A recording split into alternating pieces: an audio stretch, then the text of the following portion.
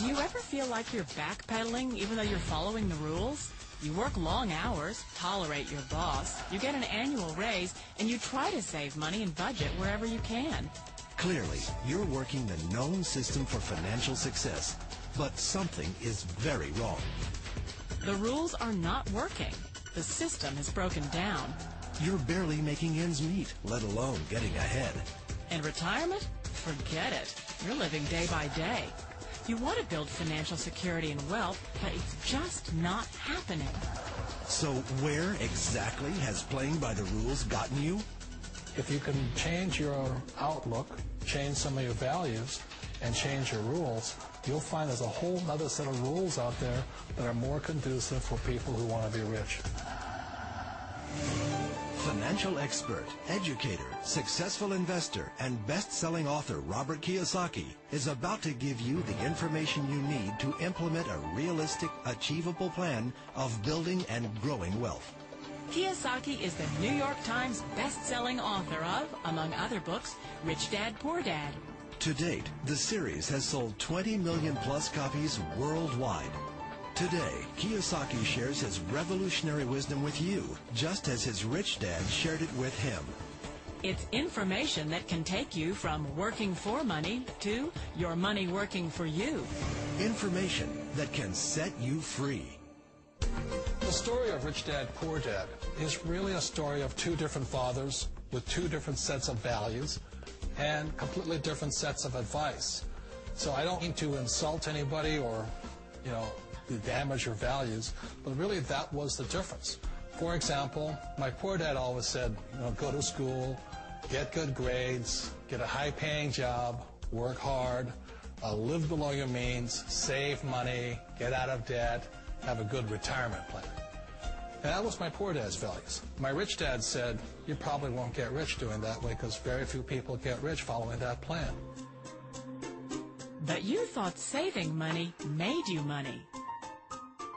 If you take a look at this 40-year run on the dollar is designed economically to lose money every single year. So why would you save something that loses money every year? And what this means for somebody on retirement plans is that after you retire, the value of your dollar goes down and your cost of living keeps going up. To my rich dad, that was bad advice and made no sense. Again, it was different values. This goes against everything you've heard. A very important diagram my rich dad showed me when I was a little boy was a diagram known as a cash flow quadrant. And the quadrant is made up of the four different people who make up the world of business. So my rich dad said, in the world of business, there's E's. And E's stand for employees. An employee, he says, you can always tell who they are by their core values. And what the employee, whether the president or the janitor of the company, will always say the same words. The words are, I'm looking for a safe, secure job with benefits. That's what makes them an employee, because their core values are security. The other one of the four is the S, or the small business owner or the self-employed. And again, their core values will cause them to use the same words, which are, if you want it done right, do it by yourself.